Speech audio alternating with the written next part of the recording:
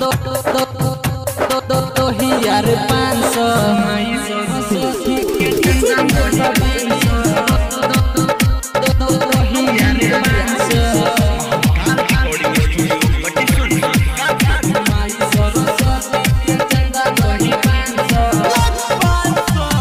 सरस्वती जी के चंदा 2500 माई सरस्वती के चंदा 500 डीजे ले आबे पूजा होते धूमधाम से डीजे ले आबे पूजा होते धूमधाम से अरे माई सरस्वती के चंदा 500 सरस्वती माई के चंदा 500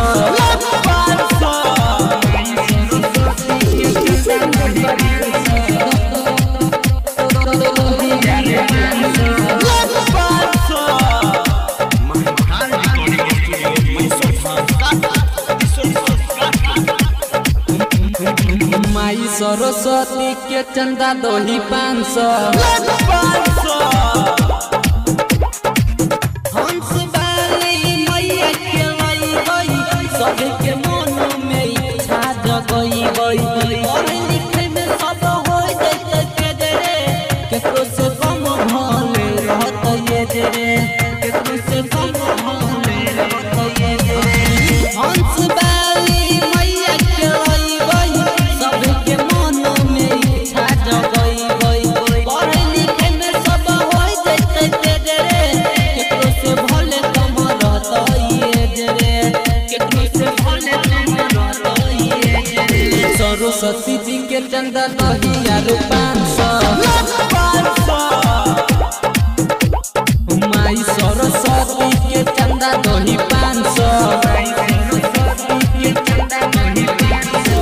डीजे ले आबे पूजा होते धूमधाम से डीजे ले आबे पूजा होते धूमधाम से हरे माई सरस्वती के चंदा 500 सरस्वती जी के चंदा 500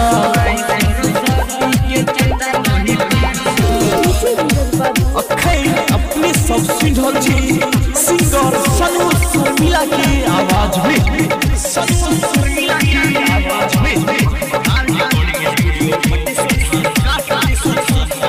माई सरस्वती के चंदा 500 राइटर रवि के देखे 2000 रे सामान लावेले भेजबै बाजार रे रोशन में तुम करत इंतजार रे सरस्वती माई करते सबके बेरा पार रे सरस्वती माई करते सबके बेरा पार रे राइटर रवि के देखे 2000 रे सामान लावेले भेजबै बाजार रे रोशन में तुम करत इंतजार रे सरस्वती माई करते सबके बेरा पार रे सरस्वती माई करते सबके बेरा पार रे सोनू शर्मिला चंदा 500 माई सरस्वती के चंदा 500 माई सरस्वती के चंदा 500 तोरो परीक्षा में पास होय के चांस तोरो परीक्षा में पास होय के चांस